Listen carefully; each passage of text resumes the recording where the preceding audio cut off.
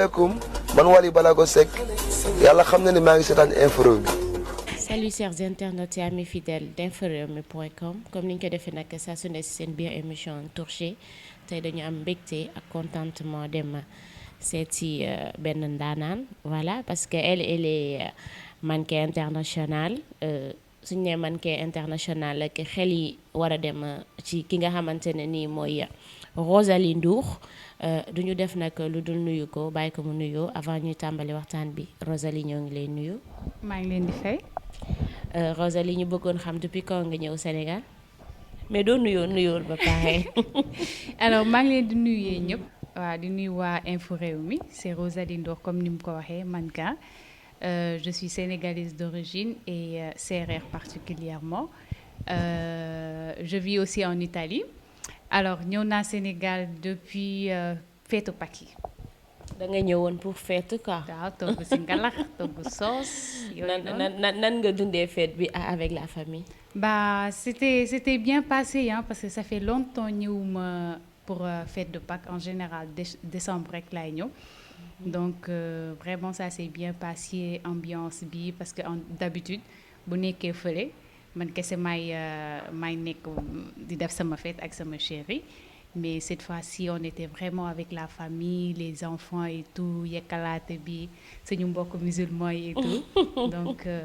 ça faisait vraiment plaisir. Avec ce chéri donc cela veut dire que Rosalie elle est mariée? Rosalie n'est pas célibataire donc j'appartiens à quelqu'un. Tu appartiens à quelqu'un déjà. Déjà. Ok mën nañu xam comment étaient tes débuts? Bah comme tout début c'était pas du tout facile. Mais quand même, j'étais un peu forte, si je veux pas abuser, si je veux pas dire j'étais très forte, parce que début boo gis moom day métti parce que surtout milieu mannequinat bi, boo nee déjà mannequin nga les gens te regardent un peu différent des autres parce que da ngay gis bu nekkee góor ñi ngeen baal ma ci cadre bi da ngay dégg ñuy naan ay góor jigéen lañ bu nekkee jigéen ñi dañuy naan dañuy taxawaalu et tout. moo tax c'était un peu difficile pour moi parce que sama papa nanguwul woon noonu. sama yaay moom ma gënoon pousser et tout elle m'encourageait parce que xamoon na ne li ma bëgg la. et après sama papa aussi bu mu xamee ne kii vraiment li mu bëgg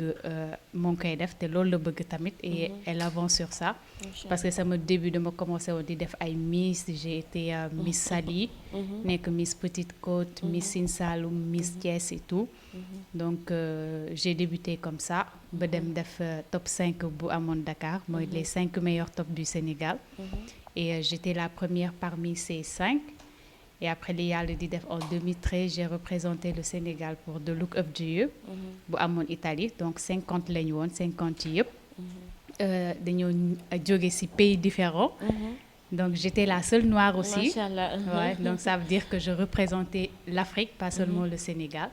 donc bi ma gagné top 5 boobu aussi ak beneen xale bu góor bu jógee en Pologne et tout. donc foofu la carrière bi commencé j'ai eu mon manager international parce que benn ex-mannequin la. et voilà affaire yi noonu la commencé ba nii.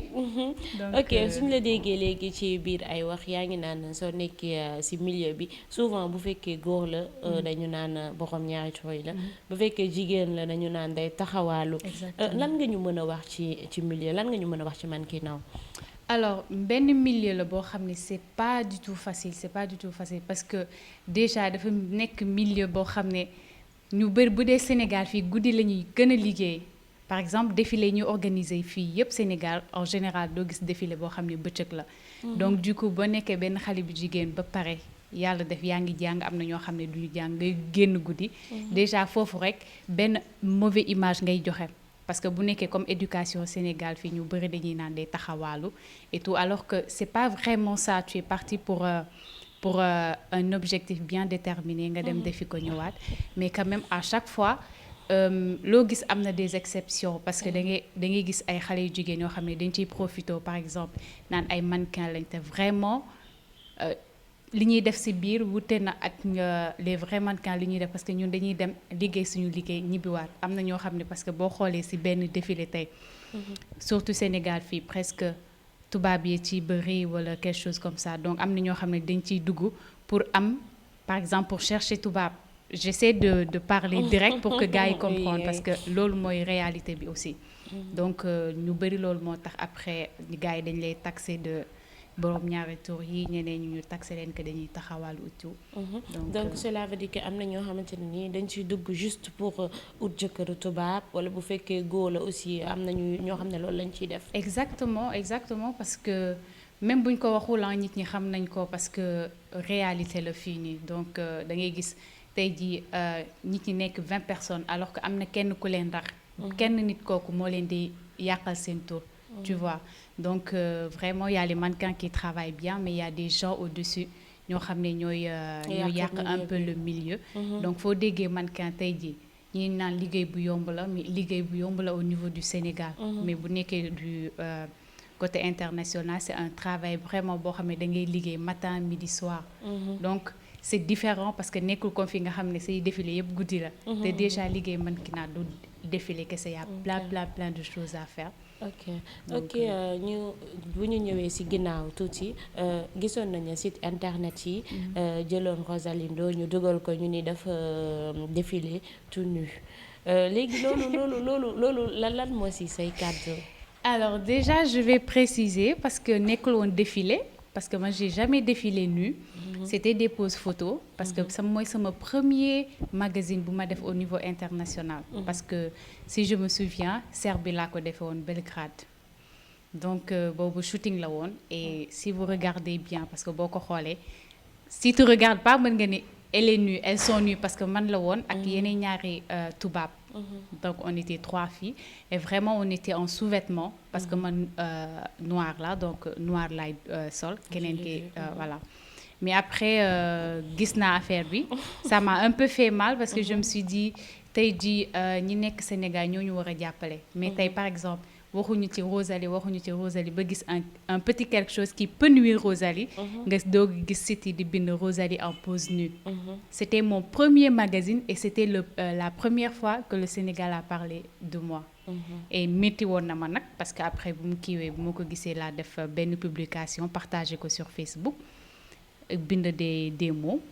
et voilà parce que comme je l'ai dit l'autre fois man d'après avec mes contrats moi je défile jamais nu et je vais jamais défiler nu mais en sous-vêtements tenue de plage je défile avec mais loolu say parents nan lañ ko dundee woon bi ñu tekkee loolu est-ce que neexoon na ci seen xol yomboon na du neex kat du neex mais quand même xam nga ñoom xam nañ ne man am na si yenn yoo xam ne du ma ko dugg du ma si dugg du moins séeréer laa nag baal ma si wolof bi et tout donc am na si yoo xam ne du ma ci dugg parce que au début sax sama yaay yëgu ko woon parce que moom elle n'est pas trop réseau donc sama yaay yëgu ko woon sama papa yëgu ko woon je pense que sama frère bi moo ko gisoon donc c'était pas vraiment un problème parce que dara bu xewee nii après man si boppam maa leen koy wax parce que à chaque fois si j'ai quelque chose qui me fait mal sama yaay laay njëkk a woon ne ko lii ak lii donc moom si boppam moo may consoler ne ma da ngay door a commencer soit forte et tout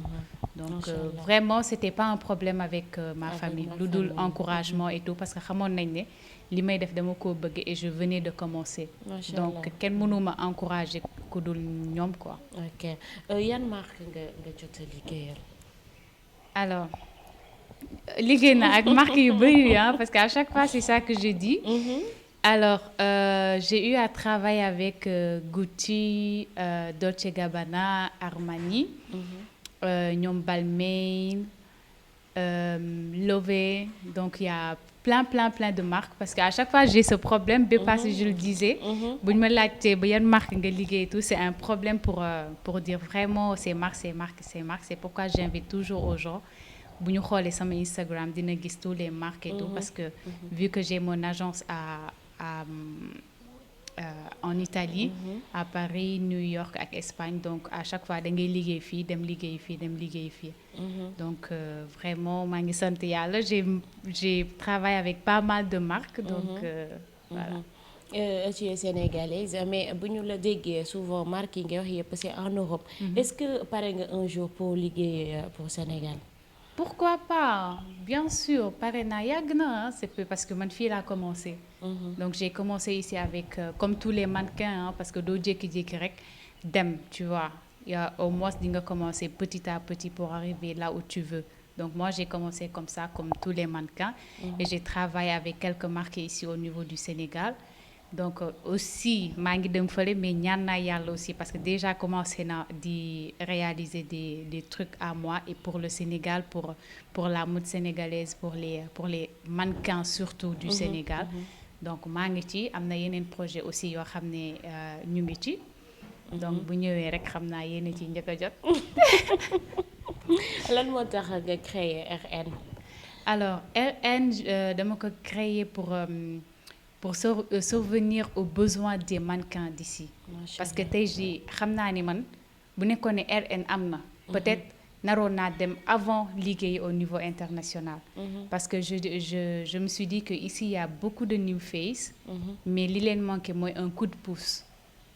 Parce que tey jii da ngay gis mannequin yoo xam ne tey nga ngay xam ne ñii bu ñu demoon fële non dañuy toj. Mais quand même peut-être coup de pouce boobu may wax moom lañ amul et déjà il y a ce problème de visa bi may wax tout le temps yow war nga koo xam. Pour avoir un visa au niveau du Sénégal c'est très très très difficile. te déjà loolu bu ñu ko yombalee woon surtout ñun ñi nga xam ne les mannequins ils voyagent partout pour travailler ñëwaat et tout donc ça allait déjà participer au développement du Sénégal. Côté tourisme aussi dina ci jàpp bu baax parce que tey jii RN bu defee un shooting par exemple comme l'autre fois au niveau du Sine Saloum wala mu def ko côté Bandia wane ce qu'il y a autour. Les autres au niveau international par exemple dëkk yi dinañ gis ni mais ça c'est très joli c'est au Sénégal on veut y aller. Donc je pense que RN dafa ñëw pour le Sénégal pas seulement pour les mannequins mais c'est pour le Sénégal pour vraiment avancer le milieu de la mode et aider les mannequins. Donc, mais est-ce que loolu ñu ngi la siy jàppale bu baax? Non, je pars à mes propres moyens. Donc au niveau du Sénégal moom non pour le moment. Mais au niveau international vraiment sama agence yi foofu. ñoom ñu ngi en partenariat avec man. Donc à chaque fois su ma amee nii mannequin yi dama leen di envoyer les photos et tout bu ñu amee koo xam ne intéressé wu ne dañ may naan kii intéressé wu na après le reste maa koy régler ak ñoom. Pour si c'est les trucs de visa vu que damay door a commencer amaguñu dem mais j'ai un mannequin qui à Milan. Donc déjà moom maa ngi koy présenter les agences et tey jii moo mujj rendez-vous bu ma ko mujjee woon wutal. Donc actuellement on attend le résultat pour savoir ma placer ko. Donc fii nag li ma fi dese déjà mooy l'aide au niveau de l'ambassade même du président parce que am na yenn coup de pouce yoo xam ne moom kese moo ñu ko mën a jox. Comme ça après man j'aurai pas de problème pour amener les gens et ñu liggéey loo leen parce que tey jii li Rosalie am keneen ak keneen bu ko amee ça va participer au développement du Sénégal. Donc je pense que côté état war nañ ci jàpp bu baax a baax. Donc mais est-ce que jàppoon ni instant bii nii milieu mannequinat bi ci Sénégal demee wutul ni mu demee woon bu njëkk. Parce que bu njëkk nga gënoon gis mannequin que léegi gisatuñ leen sax d'ailleurs. Bah oui ça c'est vrai je suis d'accord et là c'est le fait que aussi respecté wuñu le milieu de la mode ici au Sénégal. Parce que booy xool benn défilé wala ñaar maximum mooy am ci année bi. te loolu tey jii bu amee ñii naan mannequin fii nekku ne dañuy dundee ak xaalisu mannequin. Parce que man j'ai fait le mannequinat ici xam naa bu baax ce qui se passe. tey mën nga jël def benn défilé déjà designer bi du am sax passe lu mu la fay. wala passu taxi sax da ngay pare doo ko am. Donc loolu ça peut tuer le mannequinat ici au niveau du Sénégal parce que man su may def loolu à chaque fois damay sonn toog dem wuti leneen lu ma def. Donc déjà designer yi war nañ cee jàpp. ñëpp jàpp ci daal parce que tey jii designer mooy defal yéreem woo mannequin bi ne ko kaay nga solal ma ko bu la ko solalee fayoo ko un demain kooku du amati motivation. Donc je pense que voilà on doit s'entraider avec nous designers yi aussi mannequins yi aussi en même temps entre eux vraiment ñoom ñu am loo xam ne dañ koy bañ parce que ku la woo nga dem tey jii am na ñoo xam ne ils acceptent parce que man ça je vais jamais l'accepter parce que boo nekkatu sax sama niveau que je viens pour travailler pour un zéro mën naa ko nag parce que j'ai des amis des fois dama leen di def j'accepte de faire des choses pour eux sans rien attendre parce que loolu man ak ñoom la mais si côté professionnalisme déjà ñoom am na yoo xam ne nit bu la woowee ni kaay defaral ma lii il faut que aussi nga jox ko say charte tu vois parce que c'est ça qui montre que voilà t'es mannequin tu te respectes lii ngay def nii liggéey la mën nga ci avancer mais dafa am ñoo xam ne il ou elle s'en fout soit dañoo bëgg a feeñ télé rek wala bëgg a défilé ñu nekk moo yëg ci podium bi donc ça avance pas du tout le milieu. Mais est-ce que nekk mannequin international tu vis en Europe mais est-ce que parfois doo am ay racisme du am racisme entre vous comme ça ñu lay traiter peut-être yenn tur yi comme ni ñu koy gisee rek ci milieu foot bi et tout est-ce que doo dund loolu parfois. non loolu day am man j'ai eu la chance dunduma ko vraiment forte mais des fois da ngay gis ay réactions ba nga xam ne lii c'est un peu du racisme par exemple tey am na ay casting yoo xam ne pour ay karaw la comme pour ñi yor karaw yi. da ngay gis noir bu dem ñu ne ko non lii du pour yow li nga dem sax xam ne lii da ngay gis sa nga ne non lii du pour man après man je l'ai fait par exemple 2 fois parce que sa agence bi ñoo lay envoyé ni casting am na fii da nga war a dem boo demee gis que ne affaire bopp la ay karaw yu gudd la yi ki yow sax sa wàllu bopp yaay dem mais boo toogee peut-être ñoom am na noo xam ne mën nañ la ko répondre gentiment tu pars mais am na des façons yoo xam ne dañ la koy répondre par exemple tes cheveux c'est pas pour ça et tout nga demaat parce que en plus le racisme aussi c'est pas seulement aussi côté parole parce que geste ça fait partie déjà da ngay gis ci benn défilé Europe yi moi des fois je comprends parce que les Africains n'habitent pas en Europe donc c'est normal que tubaab bi ëpp mais da ngay gis défilé yu bëri mën nañ nekk 100 mannequins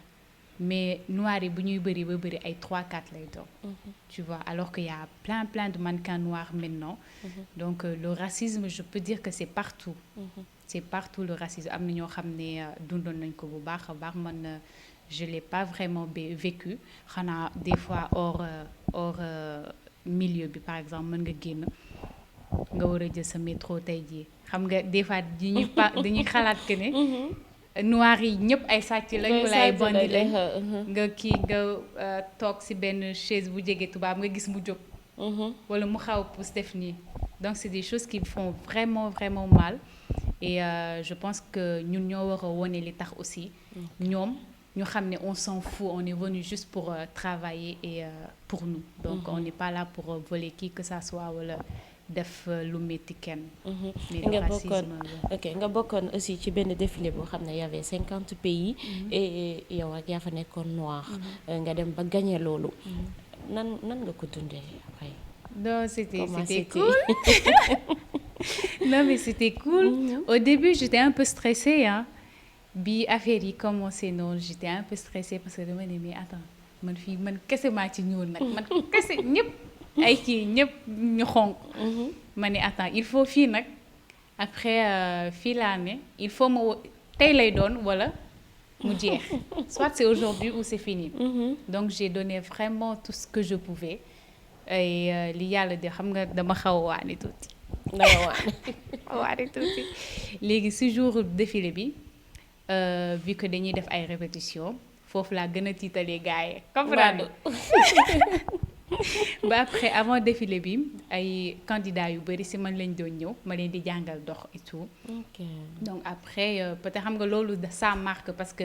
juges yi dañuy nekk ak ñun toute la semaine parce que je pense que c'était 3 à 4 jours compétition parce que ñun ñoo logé woon même hôtel et tout donc ça faisait vraiment plaisir biñ ma kiiwee biñ ma annoncé que voilà may du Look Up To You affaire yi tàkk et tout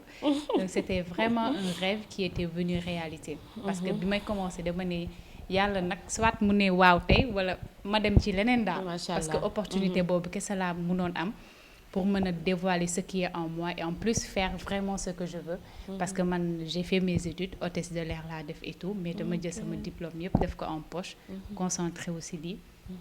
après voilà si laa gagné loolu nag affaire yi neex waaw nga gagné ci xaalis bu bari ah bah en tout cas ñu ngi sant yàlla ça même bu nekkul affaire u xaalis bi sax parce que loolu moo ubbi sama carrière macha allah waaw parce que tey jii je peux dire que am naa ci xaalis bu bari parce que tey jii su ma participer woon si The Look Up To You boobu peut-être du ma am occasion bi parce que loolu moo tax sama agence mère bi ma am ko ba mu wutal ma agence partout dans le monde et tout moo tax tey jii ku ma xam si milieu mannequinat au niveau international c'est à cause de Look Up To You donc sant yàlla. On peut dire que Rosalie gagne bien sa vie macha allah mais gis nañ ni mannequin yi fii mooy loolu. Comme ni nga ko waxee sànq donc qu'est-ce que tu es prêt à faire pour eux. Déjà, RN Model Agency, je l'ai fait pour eux parce que je sais que, comme nous l'avons dit au début, c'est très difficile de réussir dans le milieu du mannequinat parce que si je ne veux pas abuser, le milieu du mannequinat ici, ce n'est pas reconnu. Il y a un tour et tout, mais il y a quelqu'un qui le Sénégal, mannequinat Sénégal parce qu'il n'y en a pas. J'ai été là, j'ai fait comme gars et tout. Mais j'ai amené RN Model Agency pour essayer de relever le défi parce que tey jii boo indee agence bi nga gis benn new face boo xam nga ni kii bu demee au niveau international elle peut cartonner te bu demee bay cartonner ça veut dire que xaalis bi dina dugg et tout donc elle pourra faire sa vie tranquille jàppale ses parents jàppale pourquoi pas les autres wala ba un demain mu essayer de faire ce que Rosalie a fait par exemple offrir benn agence parce que loolu mooy évoluer benn milieu au niveau pays bu mu mënti nekk donc da ngay jàppale kenn kooku ñëw ba réussir jàppale keneen kooku dem jàppale keneen après ça commence à évoluer donc déjà il y a RN que j'ai posé pour aider les mannequins et voilà donc les autres surprises c'est des surprises hein. Et tes conseils yan conseil nga leen di jox. Alors li ma leen di jox c'est toujours de croire en eux parce que dara boo koy def te gëmoo sa bopp tu avances pas du tout il faut mu nekk loo xam ne da nga koo gëm parce que man tey jii mannequinat bi moo ko gëmul woon ni bàyyi naa ko bu yàgg parce que comme tout le monde lu nekk da nga koy dégg lu nekk da nga koy dégg mais boo nee lii la léegi man dama leen di conseiller ñu gëm seen bopp rester naturel comme toujours man boy xool bi nga ñëwee sama perruque bi laa dóor et tout mais je suis toujours naturelle tu as vu mes cheveux et tout j'aime même pas trop me maquiller et tout donc il faut que les gens les filles ku mu mënti doon vous restez naturel voilà soit si tu es noir reste noir si tu es clair reste clair surtout affaire xeesal bi boobu là je dis non man ça quand je fais mes castings déjà ñoom Nicole et Dou ñoom ñooy gérer affaire yëpp xeesal bokkoo tu vois donc avec les critères ça c'est autre chose mais le fait d'être naturel je le conseille à tout le monde et nañ gëm daal Inch'Allah ok voilà. Ok Rosalie ñu lay remercier di la wax nag lan moo nekk sa dernier mot. Alors je vous remercie parce que vraiment c'était pas du tout facile surtout yow mii sax dama lay remercier di la baalu àq aussi parce que xam nga ni sonal naa la sonal naa la et tout donc maa ngi remercier Info Rewmi waaw maa ngi remercier Info Rewmi di la remercier yow mii di remercier aussi sama góor Papis waaw ak sama manager bu jigéen Nicole di remercier voilà tous les mannequins aussi de RN Model Agency parce que ñoom aussi sama ay nit lañ di remercier tout le monde hein, mes parents surtout ma maman mon papa tout le monde donc vraiment je vous dis merci et je dis aux filles je suis là si une fois vous voulez évoluer dans le milieu du mannequinat je suis là mën ngeen me contacter si je vois que vous pouvez y aller je suis là je vais essayer de faire ce que je peux donc voilà. Merci beaucoup. Ok merci ñoo ko gisandoo ñu ngi nekkoon ak Rosalie Ndour mannequin international yéen a ko déggandoo moom nee na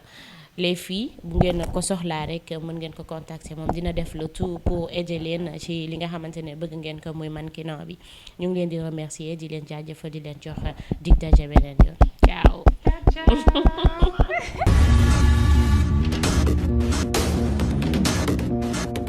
Assalamualaikum man Wally Balago Seck yàlla xam na ne maa ngi seetaan Info Rewmi. Hello everybody c'est Astar yaa ngi seetaan Info Rewmi. asalaamaaleykum waa Sénégal asalaamaaleykum waa diaspora man Bambali Seck maa ngi seetaan Info Rewmi waa Info Rewmi sàcc nañu sama xol bi de.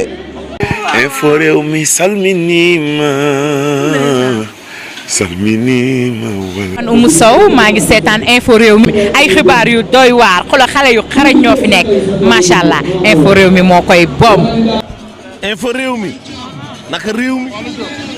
kontaan naa ci yéen. waa asalaamaaleykum man Penda Guissé maa ngi seetaan Info Rewmi wax amul dara amul. parce que information dafa baax ci réew te nag ay bandi ngeen